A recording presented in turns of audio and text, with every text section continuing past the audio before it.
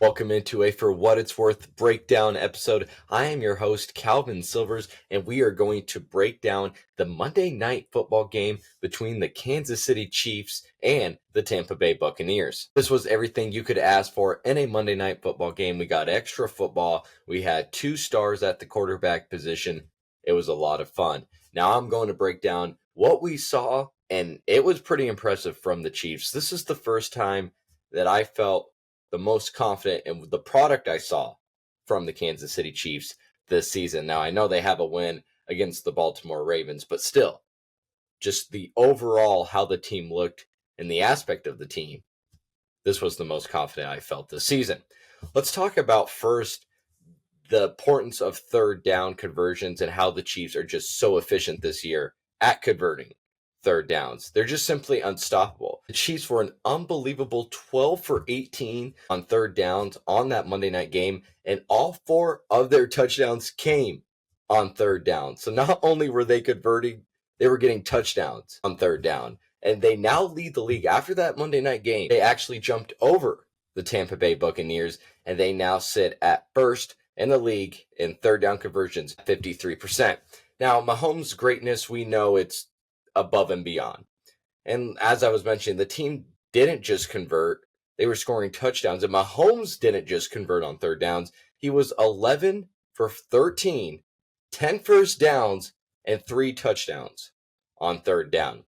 So not only was it the team that was converting, it was Mahomes that was getting it done on third down. When your quarterback is able to, or when you even have the trust in your quarterback to convert half the third downs, 53% this season. You're going to convert half your third downs if you're the Kansas City Chiefs, and it's Mahomes that's leading that charge. Thank goodness, you're in great hands. Some All-State type of advertisement right there. You're in good hands. It's actually surgical. It's next level. It's unbelievable. Vintage Patrick Mahomes showed up tonight, and we'll talk some more about that when we get to the Hopkins pass later on. But again, this is part of the game. Third down conversions where teams are going to blitz you. Teams are going to try to make you make mistakes, and we see the most mistakes from quarterbacks. It's the money down in the NFL. And here we are.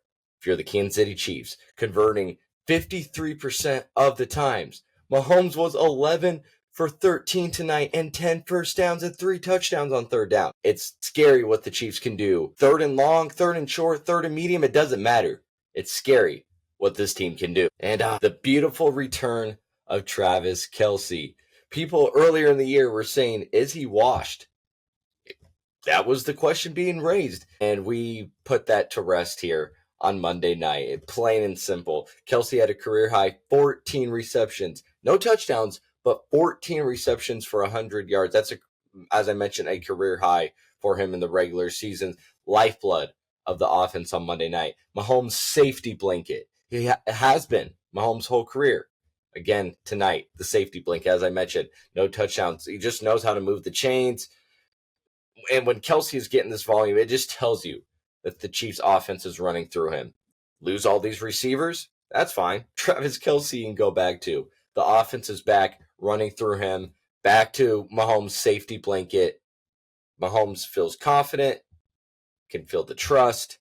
It allows him to play like he did tonight against the Tampa Bay Buccaneers. And DeAndre Hopkins, his rapid impact. He's coming off a week with Mahomes, and that's all he needed. That's all these two needed. These two are already turning heads in the league. I don't know how you just let him go to the Chiefs for a bag of chips, but that's on the NFL there. One instance of just Hopkins' veteranness is when he was running a route in the middle of the field. Saw Noah Gray was also going to be in the same location. Turned it upfield, went vertical. Mahomes dumped it to him between 2 defenders right in the hands. As Mahomes was getting hit too, that's vintage Mahomes right there. Again, back to seeing that. You'll love to see that if you're a Chiefs fan or just an NFL fan in general. But again, just vintage Mahomes. Hopkins being smart with the route, knew what he was doing. Just something to be excited about if you are Chiefs Kingdom and getting someone like Hopkins. Hopkins is just an elite receiver who can read defenses too. He's already motioning to Mahomes, hey, this corner is 10 yards off. I'm going to do a quick out.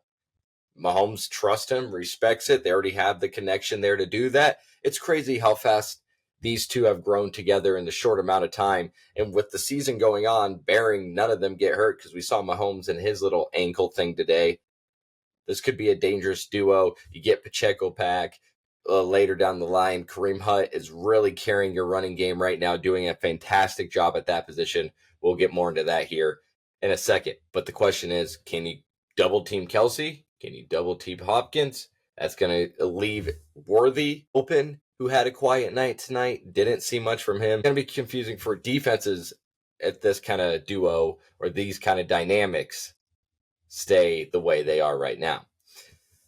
Now, there was some missed opportunities and poor play calling, I guess, early for the Chiefs, and this is what hurts them. The Chiefs are always going to play down to their opponent's level, or they're always going to allow teams to stay in games. Yes, they get it done at the end. That's why they're back-to-back Super Bowl champions. That's why Mahomes is regarded as the GOAT, or close to being the GOAT, because he can close out games. It's just how it is. Chiefs fans can never just watch a game and be like, oh, that was fun and exciting. Didn't have to worry. No, it's always stressful. Let's talk about that trick play early on. Kansas City tried to get cute with the reverse trick play, 10-yard loss. You had to settle for a field goal instead of a potential touchdown.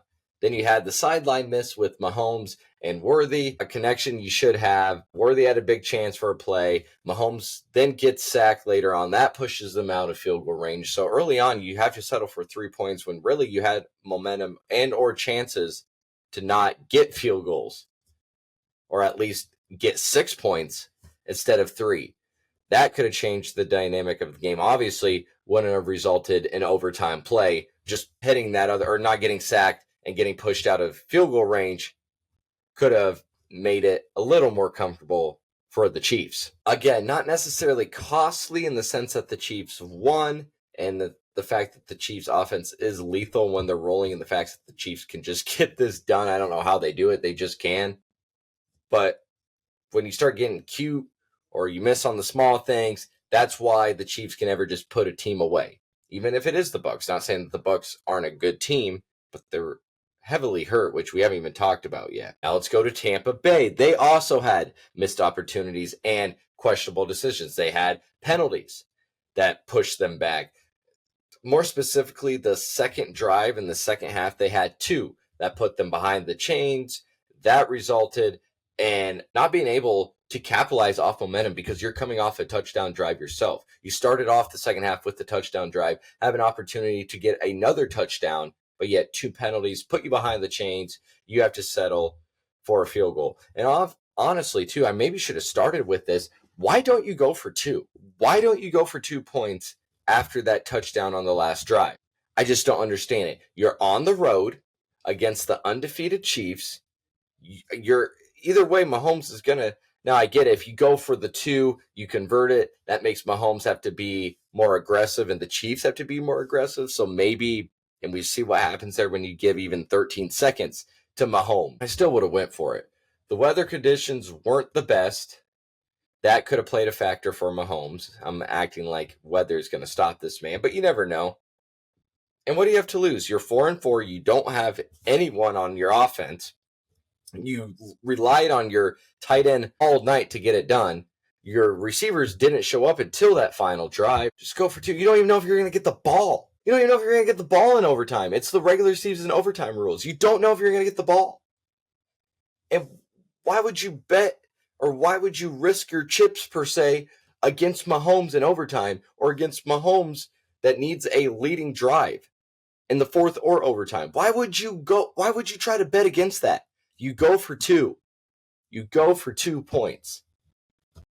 Simple as that. Now, Baker Mayfield did play a good game, and the Chiefs were able to counter him not being on the field as much with just long drives in general. They had multiple long drives, and the good thing is not only did they waste time off the clock, but all those drives ended in touchdown.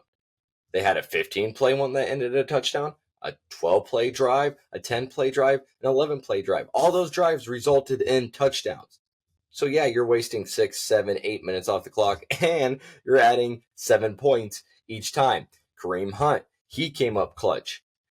He was wearing teams down. 15-yard run on the second drive of the second half, then later converting on a 4th and 1 with power running. in the second half. He was essential in keeping Kansas City and alive and the pressure on the Bucs, and just not giving Mayfield a chance to get comfortable, get out on the field, really get in a rhythm. Just perfect drive. Later on, they settled in, started to trust Kareem Hunt some more. He got it going. Just kept Baker Mayfield and the Bucs overall off the field. Just the key takeaway, the Chiefs know how to finish games.